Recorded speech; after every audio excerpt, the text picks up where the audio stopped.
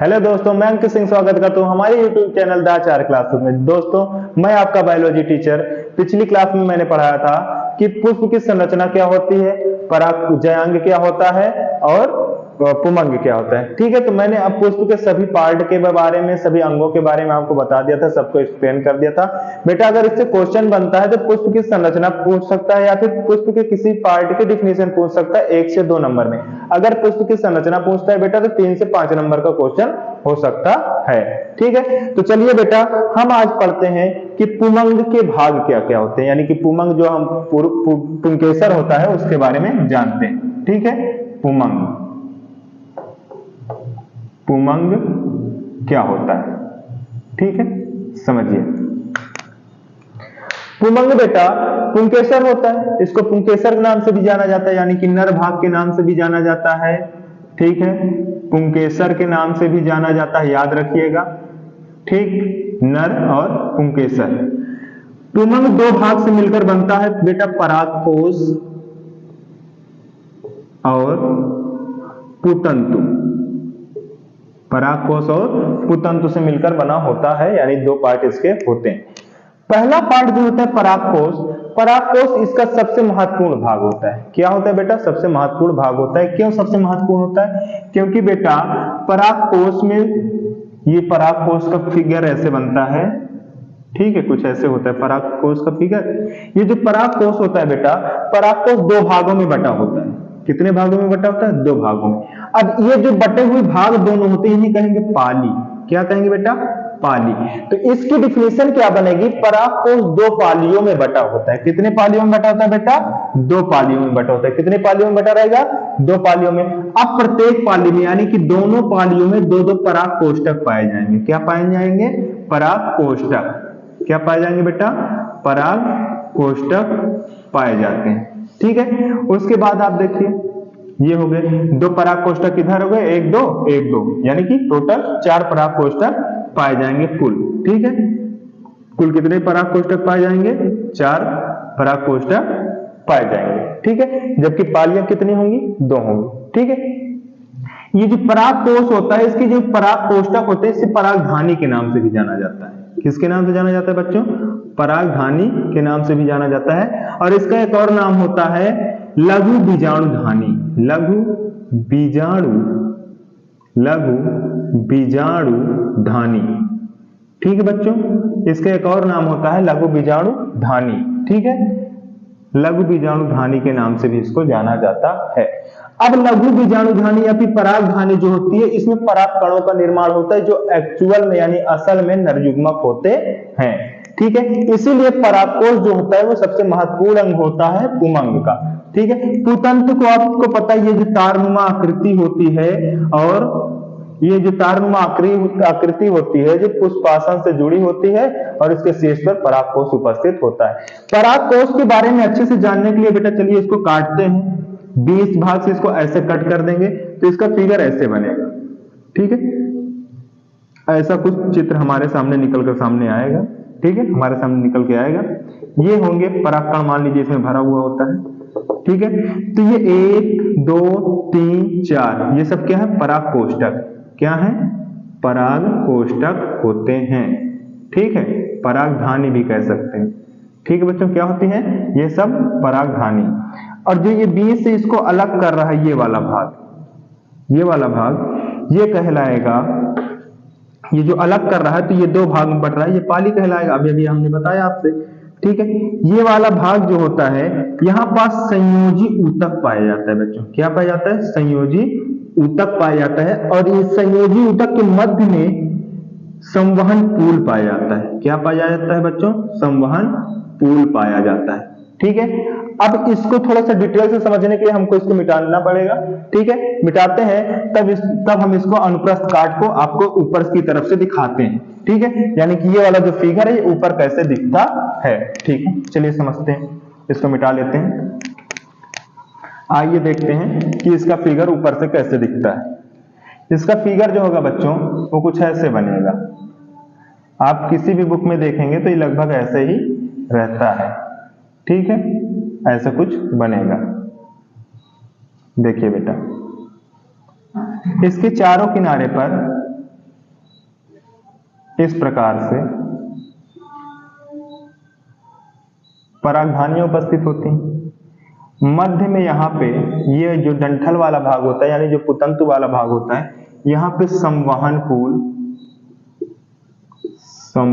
फूल पाया जाता है।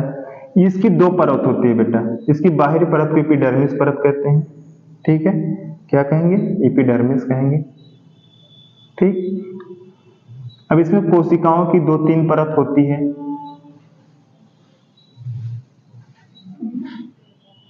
ठीक, ये मान लीजिए दूसरी परत हो गई।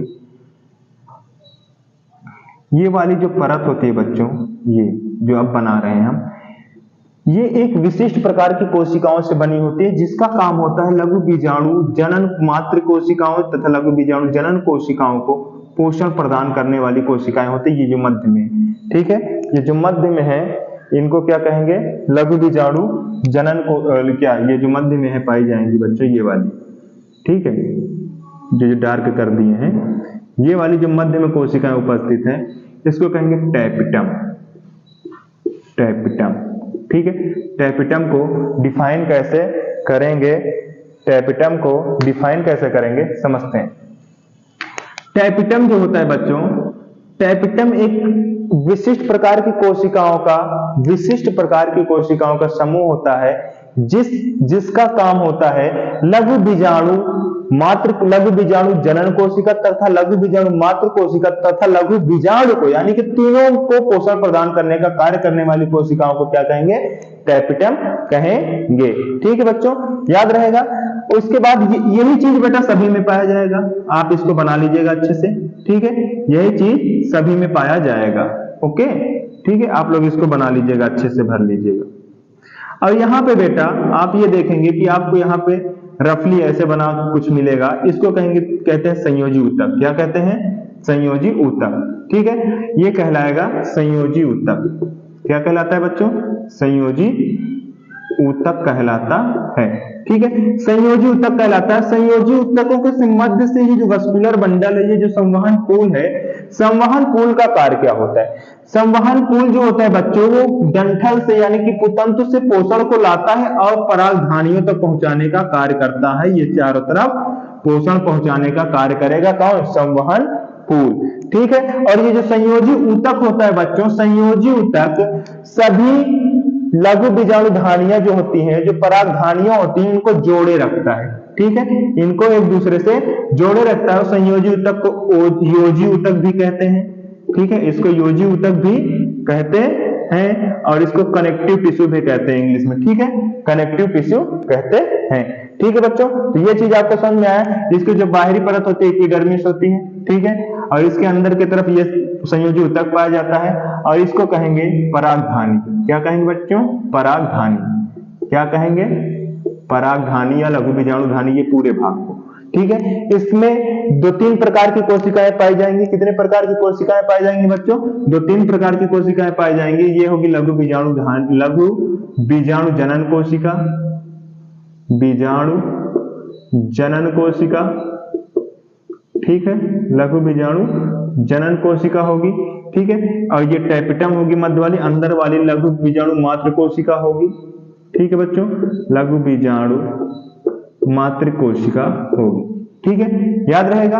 तो ये सभी चीजें पाई जाती हैं, इसका आप स्क्रीनशॉट ले लीजिएगा और अच्छे से कॉपी में बनाइएगा, ठीक है। ये चारों तरफ रहेगा बेटा, मैंने एक में ही बना के पूरा नाम लिख दिया, आप चारों तरफ ये जो बना रहे हैं, इसमें अलग अलग नाम दे सकते हैं। जैसे इसको बाहर वाले को लघु बीजाणु जनन कोशिका कह सकते हैं, मध्य वाली को यहाँ बना के, यहाँ पे मध्य वाली को बना लीजिएगा, इसको टैपिटम बोल देंगे, ठीक है। अंदर की तरफ वाली यहाँ बना लीजिएगा, जो अंदर की तरफ, उसे लघु बीजाणु मात्र कोशिका बोलेंगे, ठीक है, क्या बोलेंगे, लघु बीजाणु मात्र कोशिका बोलेंगे। तो ये सब आप अपने अकॉर्डिंग नोट डाउन कर लीजिएगा, ठीक है, लेकिन एक्चुअल में यही होता है। अब इसको एक बार डिफिनेशन आज मेरे से फिर से सुन लीजिए कि कौन सा भाग क्या कार्य करता है। सबसे पहली चीज हम जानेंगे संयोजी ऊतक क्या होता है। संयोजी ऊतक चारों परागधानियों को आपस में जोड़े रखता है। क्या करता है, संयोजी ऊतक चारों परागधानियों को आपस में जोड़ने का कार्य करता है, वह संयोजी ऊतक कहलाता है। और अगर परागकोश की भाषा में समझे तो संयोजी ऊतक जो परागकोश था बेटा, ये जो हम लोग परागकोश बनाए थे ऐसे, ठीक है। ये जो हम लोग ऐसे परागकोश बनाए थे, परागकोश की जो पालियां होती हैं, दोनों पालियों को आपस में जोड़ने का कार्य भी कौन करता है? संयोजी ऊतक ही करता है। ठीक है। उसके बाद बात करते हैं बेटा संवहन पूल। संवहन पूल परागकोश के मध्य में उपस्थित होता है। ठीक है। संवहन पूल जो होता है वो पुतंतु से जुड़ा होता है। पुतंतु से जुड़ा होने के कारण इसका काम होता है पोषण को लाना, यानी कि जो पुष्पासन होता है नीचे, जो पुष्पासन होता है पुष्पासन से जुड़ा हुआ होता है। ठीक है। यहां से निकलेगा तो पुष्पासन से जुड़े होने के कारण ये यहां से पोषण कहां तक पहुंचाएगा? परागकोश तक पहुंचाएगा, और परागकोश में ये संवहन पूल पाया जाता है। संवहन पूल जो पोषण लाता है पुष्पासन से, उसको चारों परागधानियों तक पहुंचाने का कार्य कौन करेगा? संवहन पूल करेगा। ठीक है। उसके बाद बात करते हैं बेटा क्या कहते हैं? लघु बीजाणु धानी की। ठीक है। लघु बीजाणु धानी परागकोश में पाई जाने वाली ऐसे कोष्ठक होते हैं या फिर ऐसी धानियां होती हैं जिनमें उपस्थित कोशिकाओं के द्वारा, जिनमें उपस्थित लघु बीजाणु जनन कोशिका तथा लघु बीजाणु मातृ कोशिकाओं के द्वारा लघु बीजाणुओं का जन्म होता है, यानी कि परागकण का निर्माण होता है। लघु बीजाणु जनन कोशिका के द्वारा लघु बीजाणु मातृ कोशिका का निर्माण होता है। लघु बीजाणु मातृ कोशिका के विभाजन के फलस्वरूप लघु बीजाणु यानी कि परागकण का निर्माण होता है। ठीक है बच्चों, किसका निर्माण होता है? परागकण का निर्माण होता है। ठीक है। इतना चीज आपको समझ में आया? ठीक है। उम्मीद करते हैं ये चीज आपको समझ में आ गया होगा। तो चलिए बेटा अब हम लोग जानते हैं कि इसका निर्माण कैसे होता है। परागकोश का परिवर्धन क्या पढ़ते हैं बच्चों? परागकोश का परिवर्धन पढ़ते हैं। ठीक है। चलिए समझते हैं परागकोश का परिवर्धन कैसे होता है। देखिए, अगर हम जब बात करते हैं परागकोश की परिवर्धन की, परागकोश का परिवर्धन, ठीक है बच्चों, परागकोश का परिवर्धन आपकी अगली हेडिंग है। ठीक है। परागकोश की परिवर्धन की बात करते हैं बेटा, तो परागकोश जो शुरुआत होती है, परागकोश का बनना शुरुआत होती है, परागकोश या तो गोलाकार होगा या तो अंडाकार होगा। ठीक है। परागकोश की संरचना या तो शुरुआत में गोलाकार होगी या तो फिर अंडाकार होगी। अगर बच्चों परागकोश मान लीजिए अंडाकार होता है, ठीक है, ऐसा कुछ होगा, या तो गोलाकार होगा, दोनों में से किसी एक अवस्था में परागकोश का निर्माण शुरू होता है। तो परागकोश का जब निर्माण शुरू होता है बच्चों, तो परागकोश की जो स्तर होता है, यानी कि अगर हम इसको अंडाकार बनाएंगे तो मान लीजिए हम इसको ऐसे बना लेते हैं छोटा सा, ठीक है, थोड़ा और बड़ा बना लेते हैं, ठीक है, ऐसे कुछ होता है, मान लीजिए ऐसे पाया जाएगा, ठीक है, ऐसे। अब देखिए इस अवस्था में क्या होगा बच्चों कि इसकी जो बाहर की कोशिकाएं होंगी ये विभाज्योतक ऊतक से बनी होंगी। किससे?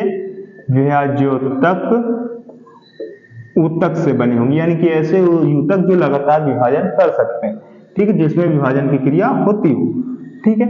उसके बाद इसके अंदर की तरफ अधोस्तरीय कोशिकाएं पाई जाती हैं, अधोस्तरीय, ठीक है, अधोस्तरीय कोशिकाएं पाई जाएंगी, ठीक है, अधोस्तरीय कोशिकाएं पाई जाती हैं अंदर की तरफ, ठीक है, ठीक है बच्चों, ये अंदर की तरफ अधोस्तरीय कोशिकाएं पाई जाएंगी, ठीक है। अब इन कोशिकाओं में बेटा, इन कोशिकाओं में बात करते हैं, तो इन कोशिकाओं में विभाजन होगा, विभाजन के साथ साथ पार्टीशन भी रहेगा, यानी कि पालियां भी बटी रहेंगी। ध्यान रखिएगा, पालियां इनमें शुरुआत में ही बढ़ती चली जाएंगी, जैसे जैसे विकसित होता जाएगा वैसे वैसे ये पालियां बढ़ती जाएंगी। उसके बाद इसमें विभाजन शुरू हो जाएगा, ठीक है, क्या शुरू हो जाएगा? विभाजन, यानी परागकोष्ठक का निर्माण शुरू हो जाएगा। और परागकोष्ठक का निर्माण किस प्रकार होता है, जिसे हम कहेंगे लघु बीजाणु धानी परिवर्धन। यानी कि ये चीज केवल इतना था कि शुरुआत में परागकोश अंडाकार प्रतीत होता, अंडाकार या फिर गोलाकार होता है, जिसमें लगातार होने वाले विभाजन के फलस्वरूप, यानी कि विभाज्योतक ऊतक जो होते हैं उसमें विभाजन होगा और परागकोश वृद्धि करने लगता है, और वृद्धि करके उसकी जो विभाज्योतक कोशिकाएं होंगी, जो विभाज्योतक ऊतक होगी, उसके अंदर जो पाए जाएंगे अधोस्तरीय कोशिकाएं, अधोस्तरीय कोशिकाओं में फिर विभाजन होगा और वह वृद्धि करके बड़ा होगा। अब इसके बाद बेटा हम लोग इसी में पढ़ लेते हैं परागधानी का परिवर्धन। क्या पढ़ लेते हैं? परागधानी का परिवर्धन, जो इंपॉर्टेंट है, परागधानी का परिवर्धन, ठीक है, परागधानी का परिवर्धन समझिए जरा। अगर ये हमारा बेटा परागकोश है, ठीक है, क्या है ये? परागकोश है। परागकोश में ये चीज हमको बनाना है, ये परागधानी, ये चीज हमको बनाना है ये, ठीक है। इसका परिवर्धन कैसे होता है हम ये जानेंगे। अगर ये बेटा परागकोश है, एक छोटा सा परागकोश यानी कि जिसका जन्म हो रहा है, यानी कि परागकोश का निर्माण हुआ है अभी, ठीक है, ये लगा हुआ है इससे पुतंतु, ठीक है। तो सबसे पहले ये पाली में बटेगा। किसमें बटेगा बच्चों? पाली में बटेगा। पाली में बटने के पश्चात इसमें उपस्थित अधोस्तरीय कोशिकाएं पाई जाएंगी। क्या पाई जाएंगी? अधोस्तरीय कोशिकाएं पाई जाएंगी, ठीक है। क्या पाई जाएंगी बच्चों? अधोस्तरीय कोशिकाएं पाई जाएंगी, ठीक है। अधोस्तरीय कोशिकाएं पाई जाएंगी। इसमें से इन कोशिकाओं के विभाजन के फलस्वरूप कोशिका का निर्माण होगा। एक बड़ी कोशिका बनेगी जो बड़ी होकर 4 भाग में विभाजित हो जाएगी, ठीक है। यानी कि इस चीज को अगर हम ऐसे समझेंगे, अगर इसको हम बुक के अकॉर्डिंग समझे बेटा, तो ये ऐसे बनता है, ठीक है, ऐसे कुछ बनेगा, ठीक है। समझिए, ये हो गई, ये हो गया, ये हो गया। यानी कि ये यहाँ पे आई थी, यहाँ पे विभाजन के फलस्वरूप ये कोशिका 4 भागों में बटी और अलग अलग ध्रुव की तरफ चली गई, यानी अलग अलग चारों अपने अपनी दिशाओं में चली गई। अपने अपनी दिशाओं में जाने के बाद बेटा इसमें ढेर सारी कोशिकाओं का निर्माण हो जाता है, ठीक है। ढेर सारी कोशिकाएं, यहाँ भी इसमें लगातार विभाजन होता रहता है, तो ढेर सारी कोशिकाएं पाई जाती हैं। इन कोशिकाओं को कहते हैं विभाज्य, क्या कहते हैं बेटा? अधोस्तरीय कोशिकाएं, ठीक है। ये जो कोशिका किनारे में पाई जा रही है, इन्हें कहते हैं अधोस्तरीय कोशिकाएं। क्या कहेंगे बच्चों? अधोस्तरीय कोशिकाएं कहेंगे, ठीक है। अधोस्तरीय कोशिकाओं के परिणत विभाजन के फलस्वरूप, परिणत विभाजन का मतलब एक ऐसा विभाजन जो यहां से यहां तक पूरा चलता हो। परिणत विभाजन के फलस्वरूप देखिएगा, ये विभाजन हुआ। परिणत विभाजन के फलस्वरूप बेटा सुस्पष्ट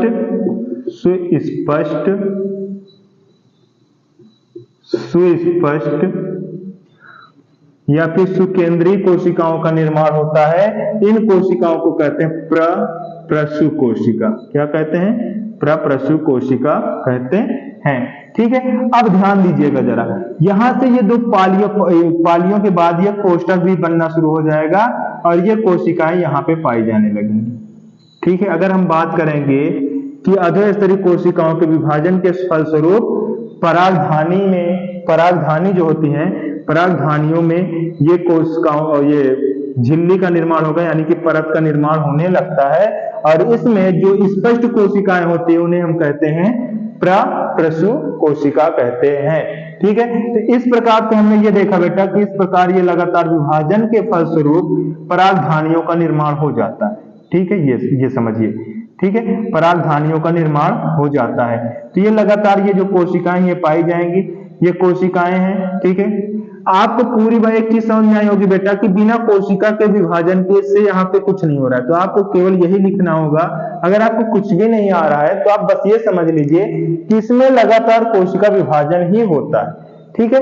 कोशिका विभाजन के कारण ही इसमें नई नई कोशिकाएं बनेगी, यानी कि ये वृद्धि करेगा, बढ़ेगा, ठीक है। अगर कोशिका विभाजन नहीं होगा बेटा तो कोई भी चीज वृद्धि नहीं करेगी, ठीक है। समझिए, ये हमारी परागधानी हो गई। क्या हो गई? परागधानी हो गई, ठीक है। परागधानी का निर्माण कैसे हुआ? परागकोश जब छोटा सूक्ष्म अवस्था में होता है तो वो अंडाकार होता है, अंडाकार से वो वृद्धि करता चला जाता है, तो उसमें अधोस्तरीय कोशिकाएं होती हैं। सबसे पहले विभाज्योतक ऊतक होते हैं, फिर अधोस्तरीय कोशिकाएं होती हैं। अधोस्तरीय कोशिकाओं में विभाजन शुरू होता है तो इसमें 4 स्पष्ट कोशिकाएं निकलती हैं जो चारों भागों में यानी कि चारों दिशाओं में चली जाती हैं और इन कोशिकाओं में वृद्धि करके, इन कोशिकाओं में विभाजन की वृद्धि के फलस्वरूप यही चारों परागधानी का निर्माण भी करने लगती है, ठीक है। अगली अवस्था क्या होती है? अगली अवस्था इसी के साथ हम लोग पढ़ लेते हैं बेटा, पराग कण का निर्माण या फिर लघु बीजाणु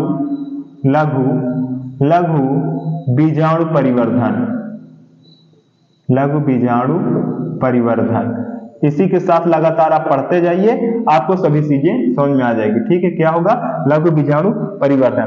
तो अभी बेटा हमने जो यहाँ पे पढ़ा था ये सुस्पष्ट और प्रप्रसु कोशिका, इसको देखिए यहाँ पे बनाते हैं। ये हमारी हो जाएंगी अधोस्तरीय कोशिकाएं सबसे पहली परत की, ठीक है।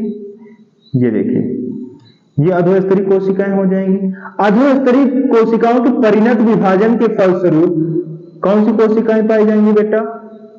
अधोस्तरीय परिणत विभाजन के फलस्वरूप हमको बीजाणु जनन कोशिकाएं मिलेंगी। कैसी कोशिकाएं मिलेंगी? बीजाणु जनन कोशिकाएं। ये कोशिका सुस्पष्ट होंगी, इसलिए हम क्या कहेंगे? प्रप्रसु कोशिका कहेंगे। क्या कहेंगे? प्रप्रसु कोशिका कहेंगे।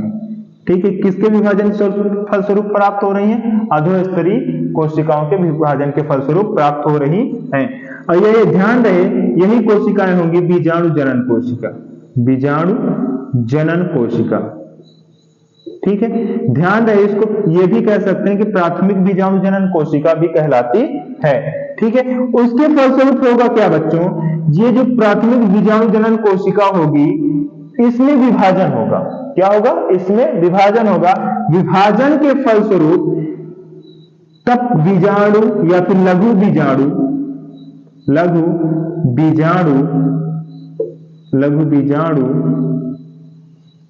लघु बीजाणु मात्र कोशिकाओं का निर्माण होगा। किसका निर्माण होगा बच्चों? लघु बीजाणु मात्र कोशिकाओं का निर्माण होगा। और लघु बीजाणु मात्र कोशिकाओं में विभाजन के फलस्वरूप नर युग्मक यानी कि लघु बीजाणु का निर्माण होता है, यानी लघु बीजाणु बनते हैं। ठीक है, तो आपने क्या समझा कि सबसे पहले प्रप्रसु कोशिका में जनन, जिसे हम कहेंगे बीजाणु जनन कोशिका, और बीजाणु जनन कोशिका से लघु बीजाणु मात्र कोशिका का निर्माण होगा। और इनके विभाजन के फलस्वरूप लघु बीजाणु यानी नर युग्मक, जिसको हम परागकण भी कहते हैं, परागकण का निर्माण होता है। तो ये 3 स्टेप आप समझ लीजिए। आपको यही स्टेप वाइज लिखना है कि इसके विभाजन के फलस्वरूप इसका निर्माण होता है, फिर इसके विभाजन के फलस्वरूप बीजाणु जनन मात्र कोशिका का निर्माण, तो मात्र कोशिका के विभाजन के फलस्वरूप नर बीजाणु यानी कि लघु बीजाणु का निर्माण होता है, यानी परागकण का निर्माण होता है। और परागकण बेटा इसी में भरता चला जाता है। तो इस प्रकार किसी भी पहले परागकोश का निर्माण होता है, परागकोश के बाद परागधानियों का परिवर्धन होता है, परागधानी के परिवर्धन के फलस्वरूप उसमें उपस्थित कोशिकाओं का विभाजन होता है, और विभाजन के फलस्वरूप बेटा किसी भी युग्मक का निर्माण हो सकता है, यानी कि नर युग्मक का निर्माण होता है। प्रप्रसु कोशिका में विभाजन होगा तो बीजाणु जनन कोशिका बनेगी, यानी बीजाणु जनन कोशिका को ही प्रप्रसु कोशिका कहेंगे। और फिर उसके बाद लघु बीजाणु मात्र कोशिका का निर्माण होगा, और उसके बाद फिर नर युग्मक का बनेगा, यानी कि परागकण का निर्माण होगा। तो ये चीज आपको समझ में आया, उम्मीद करते हैं बच्चों अच्छे से समझ में आया होगा। और सबसे इजी मेथड यही बेटा, आप जितना इसके डीपली पढ़ेंगे उतना ज्यादा आप कंफ्यूज होते चले जाएंगे। ठीक है, तो चलिए बच्चों इसके आगे पढ़ते हैं हम लोग परागकण की संरचना, यानी लघु बीजाणु क्या होता है उसको जानते हैं। परागकण की संरचना, अगली हेडिंग हमारी है परागकण की संरचना। ठीक है, चलिए देखते हैं परागकण की संरचना। परागकण की संरचना, ठीक है, परागकण की संरचना। ठीक है, तो परागकण की संरचना बेटा इंपॉर्टेंट है। ठीक है, ये एग्जाम में पूछा जा सकता है इस फिगर के साथ, तो ये 3 नंबर का आएगा। ठीक है, सबसे पहले करना क्या है, आपको एक फिगर बनाना है, गोला अंडाकार बनाना है। ठीक है, फिर उसका केंद्रक बनाना है। ठीक है, उसमें जीव द्रव्य भरना है। क्या भरना है? जीव द्रव्य भरना है। क्यों भरना है? क्योंकि भैया परागकण भी एक प्रकार की कोशिका होती है, और आपको पता है कि किसी भी जीवित कोशिका में अगर जीव द्रव्य नहीं पाया जाएगा तो वह जीवित नहीं कहलाएगी। ठीक है, तो हमने ये क्या भर लिया, हमने ये जीव द्रव्य भर लिया। फिर इसमें कुछ ऐसा फिगर पाया जाता है, ऐसी संरचना पाई जाती है जो काइटिन की बनी होती है। ठीक है, ऐसी संरचना कुछ पाई जाती है। ठीक है, और बीच में यहाँ कहीं इसमें छोटे छोटे छिद्र पाए जाते हैं, जिन्हें कहते हैं जनन छिद्र। क्या कहते हैं बच्चों? जनन छिद्र कहते हैं। ठीक है, और इसमें एक कोशिका, स्पेशल कोशिका पाई जाती है, लंबी कोशिका पाई जाती है, जिसे हम लोग कहते हैं नलिका कोशिका। क्या कहते हैं बच्चों? नलिका कोशिका कहते हैं। ठीक है, याद रहेगा। और ये होता है इसका केंद्रक। क्या रहता है? केंद्रक होता है बच्चों। ठीक है, उसके बाद ये वाला जो बाहरी स्तर होता है इसको बाह्य चोल कहते हैं। बाह्य चोल कहते हैं, एक्साइन इंग्लिश में कहेंगे। और ये वाला होता है अंतःचोल। क्या होता है? अंतःचोल होता है, जिसको इंटाइन कहते हैं। ठीक है, ये केंद्रक हो गया। केंद्रक में अपना ये इसका जो भी जेनेटिक मटेरियल होगा, अनुवांशिक पदार्थ होगा, इसको हम लिख सकते हैं अनुवांशिक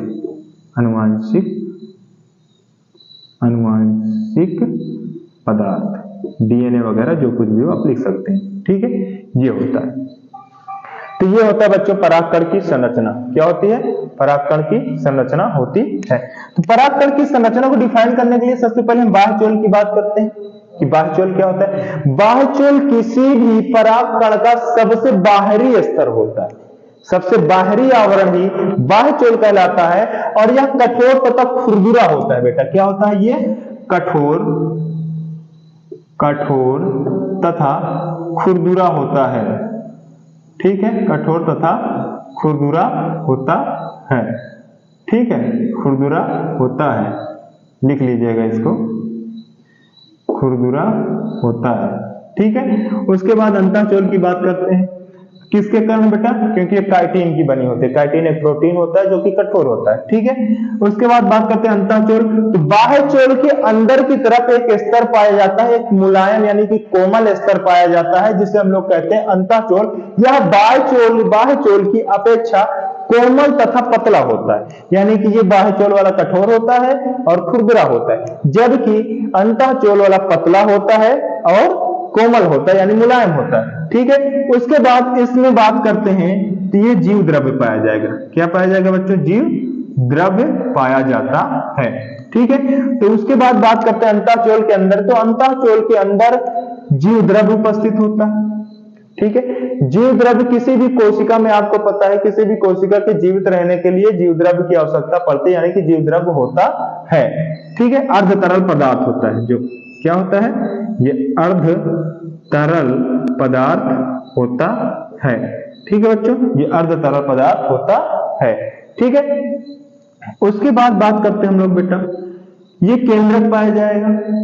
ठीक है, इस केंद्रक को हम क्या क्या कह सकते हैं? इस केंद्रक को कहेंगे नर युग्मक केंद्रक। क्या कहेंगे बच्चों? नर युग्मक केंद्रक कहेंगे। ठीक है, सबसे इंपॉर्टेंट है ये, क्योंकि आप इसी को भूल जाते हैं कि इसको कहेंगे क्या। ये होता है नर युग्मक केंद्रक। ठीक है, और ये होती है नलिका कोशिका। ठीक है, नर युग्मक कोशिका असल में मुख्य युग्मक यही होता है जो कि निषेचन की क्रिया में भाग लेता है।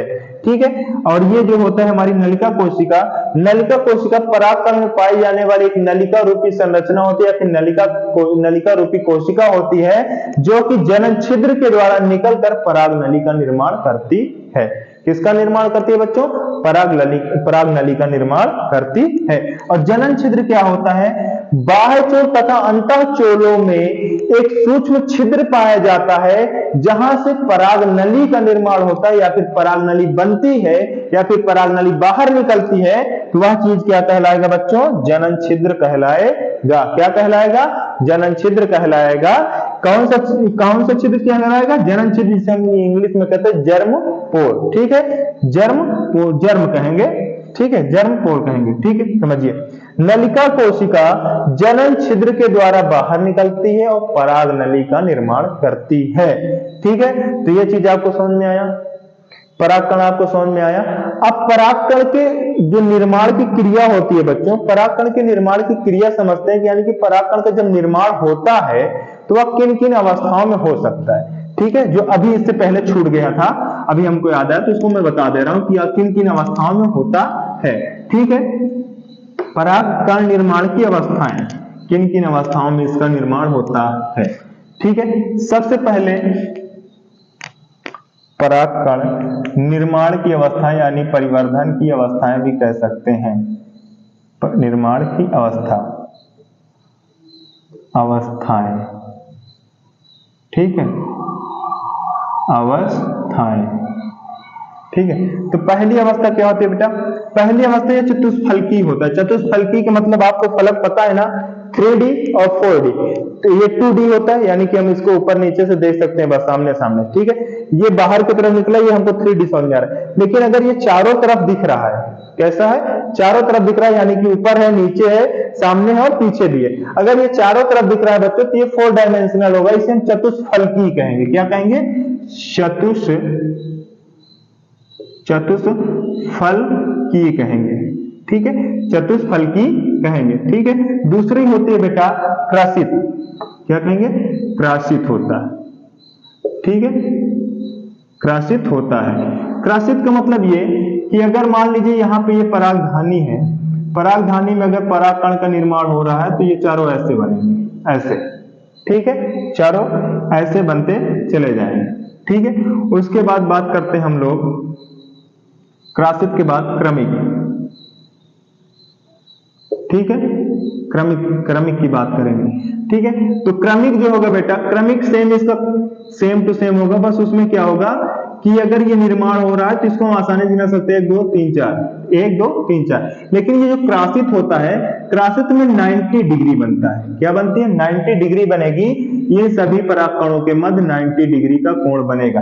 ध्यान रहे, परागकण का जब भी निर्माण होगा तो एक साथ 4 बनेंगे। कितने बनेंगे, एक साथ 4 बनेंगे। ठीक है, उसके बाद चौथा बेटा आपका होता है लंबवत। लंबवत, ठीक है, लंबवत का मतलब ये होता है कि चारों परागकण एक स्थिति होती है, लंबी स्थिति, जिसमें वो चारों परागकण पाए जाएंगे, तो ये लंबवत कहलाता है। पांचवा आपका होता है बेटा टी शेप, टी आकार। ठीक है, टी आकार का मतलब 2 परागकण ऐसे पाए जाएंगे, बाकी 2 परागकण नीचे की तरफ पाए जाएंगे, तो ये कहलाता है टी आकार। इन सभी के ये 3D हमने बनाया बेटा। 3D का मतलब एक ऊपर है, एक नीचे है, एक सामने की तरफ है, और इसके पीछे साइड वाले को हम शो नहीं कर सकते हैं, तो इसलिए इसे कहेंगे चतुष्फलकी, इसे कहेंगे क्रसित। क्रसित का मतलब ये होता है कि इनके मध्य में ये 90 डिग्री का कोण बनेगा। और क्रमिक 1 2 3 4 जो क्रम से आसानी से गिना सकते हैं। लंबवत यानी कि वो सीधी एक रेखा में आ जाए, और टी आकार यानी कि ऊपर 2 परागकण, नीचे की तरफ 2 परागकण एक साथ पाए जाएंगे, तो ये टी आकार का, देखिए अंग्रेजी अक्षर के टी आकार का बन रहा है। ठीक है, तो ये ऐसी अवस्थाएं होती है जिस प्रकार से परागकण का निर्माण होता है। परागधानी में इसी प्रकार से परागकण का निर्माण हो सकता है। ठीक है बच्चों, तो आज की क्लास, उम्मीद करता हूं आज की क्लास आपको बहुत अच्छी लगी होगी। बेटा आप इसको अच्छे से पढ़ लीजिएगा। हाँ, लेकिन परागकण का संरचना जो होती है, परागकण की संरचना को आप बहुत ही ध्यान से पढ़िएगा और ध्यान से समझिएगा। क्यों, क्योंकि परागकण की संरचना इस बार आने की संभावनाएं पूरी हैं। अगर आपको विश्वास नहीं हो रहा है तो पिछले बच्चों से या फिर आप कमेंट कर दीजिएगा, मैं आपको पिछले इंपॉर्टेंट क्वेश्चन भेज दूंगा, आप पुराने पेपर से मिला लेंगे विथ डेट के साथ। जो भी टेस्ट मैंने लिया था अपने यहाँ, उसका पेपर जब भेजूंगा तो बच्चे उसमें डेट डाल देते हैं, उस डेट के साथ में आपको भेज दूंगा, आप मैच कर लीजिएगा। वही क्वेश्चन फंस जाते हैं, वो आप चाहे जो समझे उसी से रिलेटेड क्वेश्चन फंसेंगे, जिससे वो आसानी से मिल जाते हैं और आपको नंबर पाने में आसानी हो जाती है। ठीक है, तो ये था हमारा परागकण निर्माण की अवस्थाएं। ऐसी अवस्थाओं में होता है, बस आप इसको, ये तो आने की संभावनाएं कम होती है। ठीक है, ये आने की संभावनाएं कम होती है, जबकि परागकण की संरचना आने की संभावनाएं अधिक है। तो